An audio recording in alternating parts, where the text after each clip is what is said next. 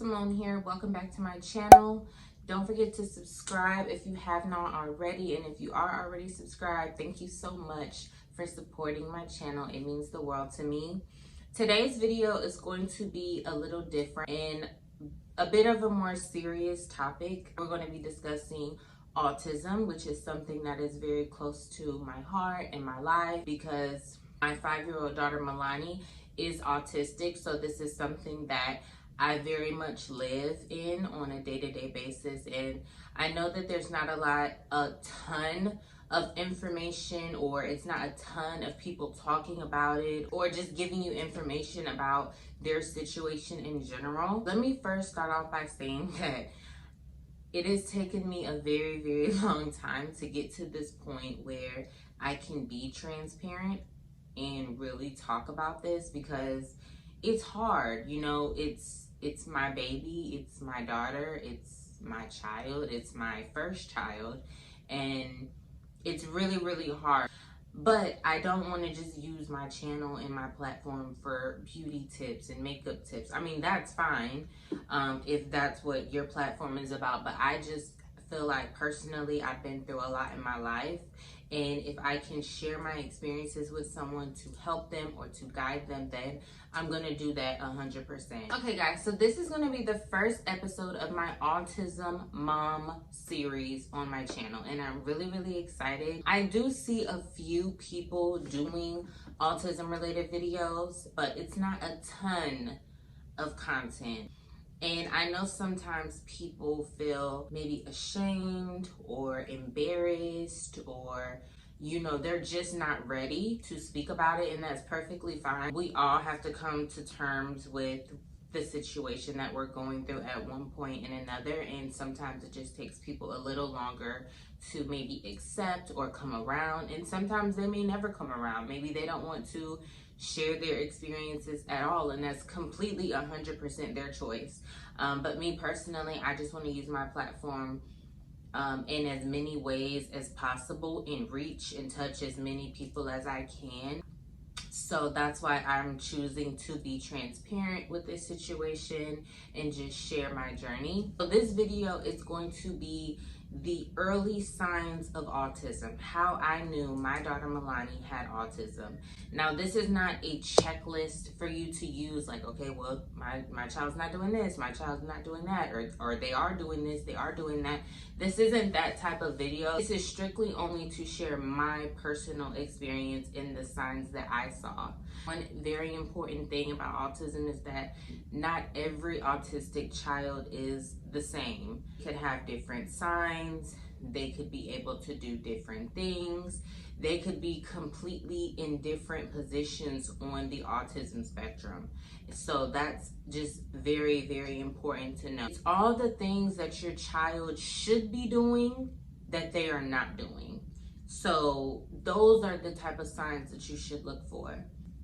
So my daughter MEILANI is 5. Her birthday is December 4th. And I knew something was wrong with her very, very early on. I would say around her first birthday. The number one sign for me was her speech. She just was not talking. She was not saying words. Not only was she not saying words on her own, but she just wasn't repeating actual words either. And that was a really big sign for me. If I would, you know, tell her, say mama, say dad, you know, or like objects, car, dog, she just was not interested at all. Around her 12-month well visit, I did speak to her pediatrician about it, and the pediatrician didn't seem too worried about it.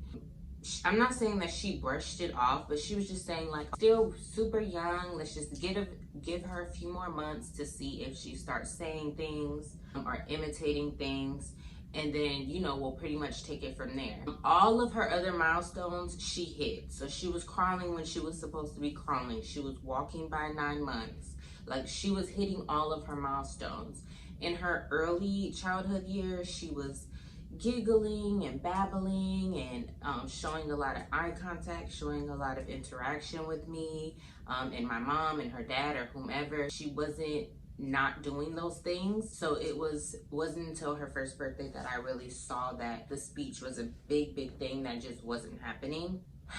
So around 18 months, there wasn't speaking actual words. She would babble, but a lot of times you need to look for certain sounds that they make. If your child isn't making those certain sounds or showing that they can say ah or ka or ba, like if they're not making those sounds, then that is an indication that something else could also be wrong. That's another thing that I was looking for as well, because at her 18-month visit, her doctor was asking me these things. When she babbles, like, does she say little things that indicate that she can enunciate those things? And I just was like, no, she's not. I didn't hear them. From 13 months to 18 months, I started noticing a lot more. Another big sign is the way that your child plays with their toys. So your child should not play with a car and play with a baby doll the same way, because those are two complete, like the pretend play for those toys are completely different. That's one huge thing that I would notice. She didn't know how to correctly play with her toys. She didn't want to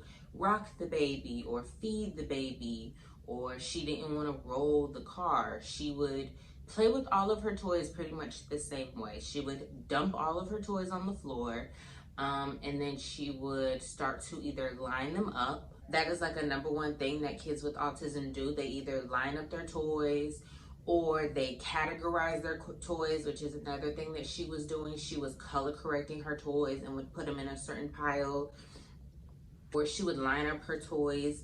And when I would try to play with her, she would just seem very uninterested. Like she did not want me to engage and play with her. If she had lined something up and I took something out of the line, she would get very upset and want it back and want to put it exactly where it was before. So she wanted things in a very structured way when she played with her toys. She wasn't pointing.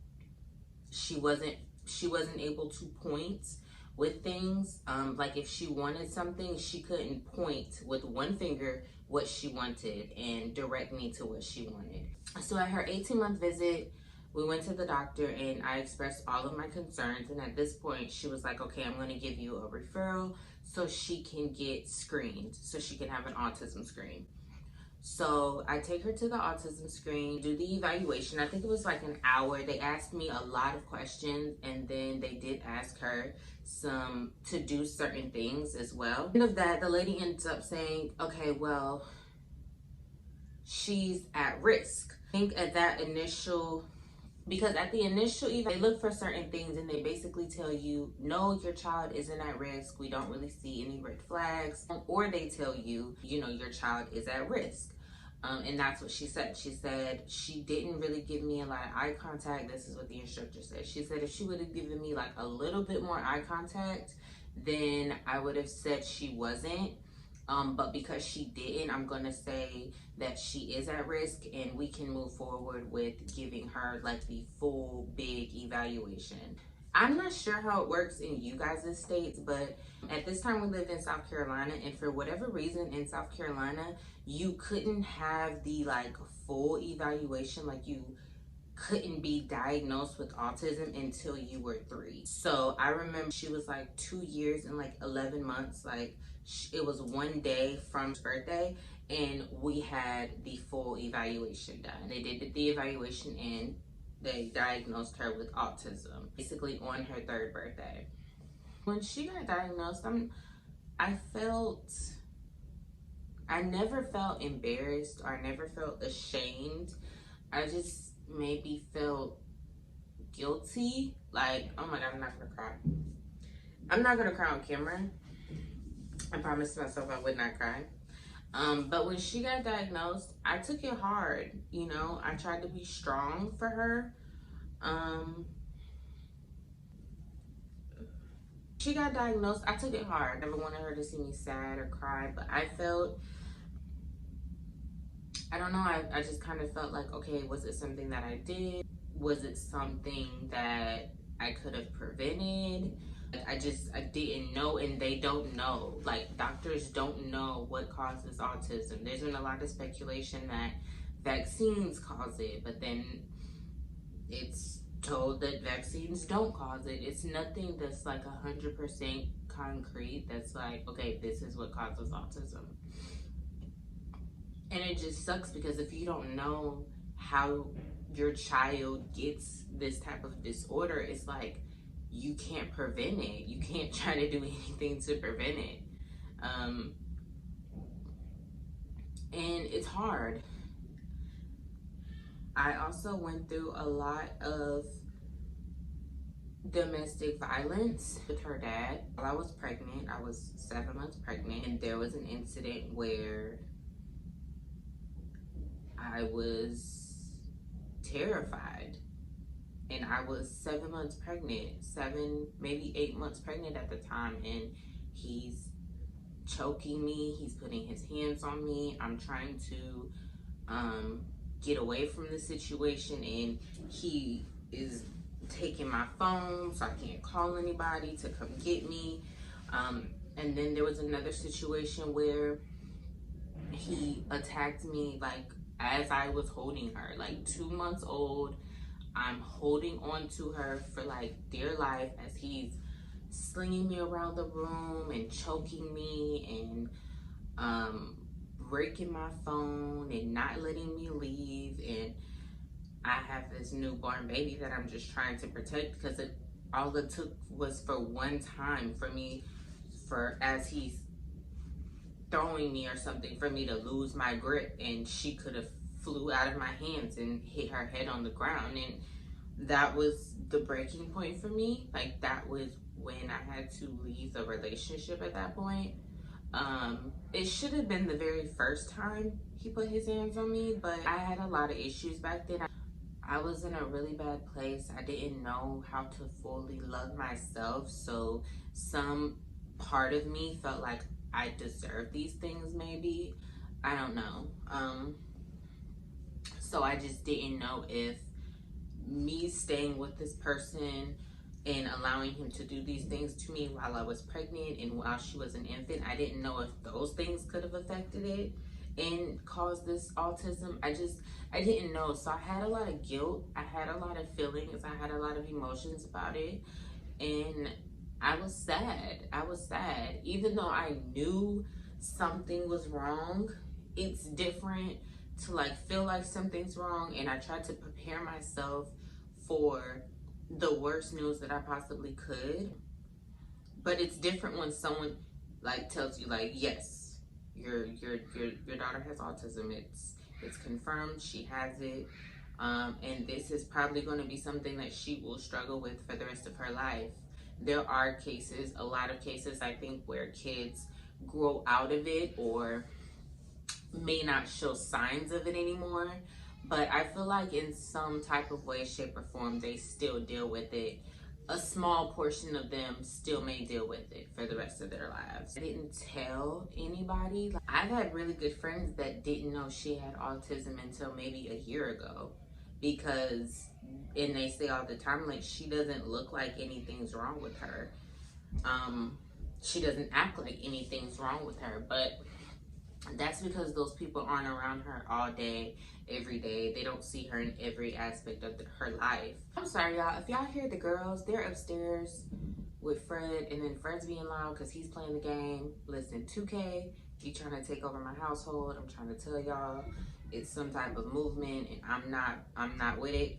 So I'm happy that I'm at a point right now where I'm able to live in my truth and be as transparent as I can with you guys and share as much information about it as I can. It's not easy. Thank God she's 5 now. She was completely nonverbal until she was 3. She is 5 and she is talking up a storm.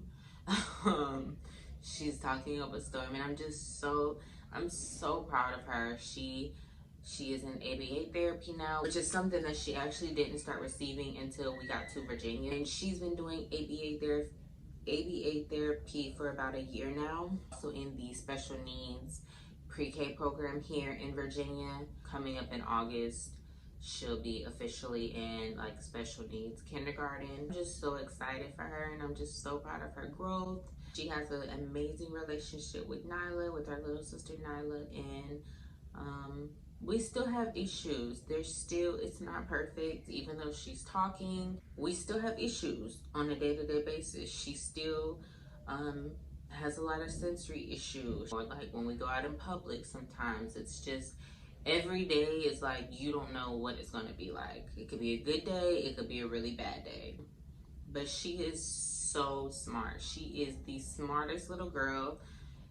She is the sweetest little girl, probably the sweetest, funniest little girl that you will ever meet. She is so silly. All she wants to do is just play all day and try to teach you different things and do different things with you, and just kind of get to know you and play with you. She's an amazing little girl, and I'm so blessed. Not like crying on camera. It's my baby, okay? So just work with me here. But I'm just so thankful to be her mom. I'm so grateful. I'm so grateful. God has truly blessed me. He has truly blessed me, and I embrace it. I embrace it. It's hard. It's hard at first to come to terms with it or to completely accept it. But at the end of the day, you know, these are our kids. These are our kids, and the world is already hard enough. And obviously you don't want them to have a disorder or a disease that's going to make it 10 times harder for them. But these are our kids, and we have a responsibility to protect them and to give them the best life that they possibly deserve, and to get them any type of help that they may need so they can be better human beings, so they can be better people and stronger people for the help that we're giving them, you know? And that's just all I really wanted to say. I think that pretty much covers it. I don't want this to be a super long video. I just wanted it to be really, you know, to the point, and just kind of give you guys a glimpse into my experience with autism. Like, she gets smarter every day, teaches me something new about herself every day, and that's the most incredible thing. Like, she is an incredible little girl. She has the most amazing relationship with Fred. Fred isn't her biological dad, but he's been in her life. He's been in my life since high school, and he's been in her life since before her first birthday. Only man really that she knows. So he loves her like she is his own, and I'm amazed. I really thank God for him every day. The opportunity came where he came back into my life, and he's been there ever since, and he's stepped up wholeheartedly, you know? And I couldn't imagine being with anybody else. That was kind of intense, y'all. We're gonna have to, like, the next video is definitely going to be way more lighthearted. Hope you guys enjoyed the first Autism Mom video. I'm really, really excited for this series. I really am. And I just hope you guys can get a better glimpse at who I am as a woman, as a mother, as a creator. Like I said, I will be posting the Autism Mom videos once a month. Really, really excited, guys. And I'm sorry this got a little emotional for me. Like I said, I'm probably just gonna edit that stuff out anyways. But yeah, I just want to thank you guys for tuning in. Thank you guys for watching. I love you guys, and I will see you guys in my next video.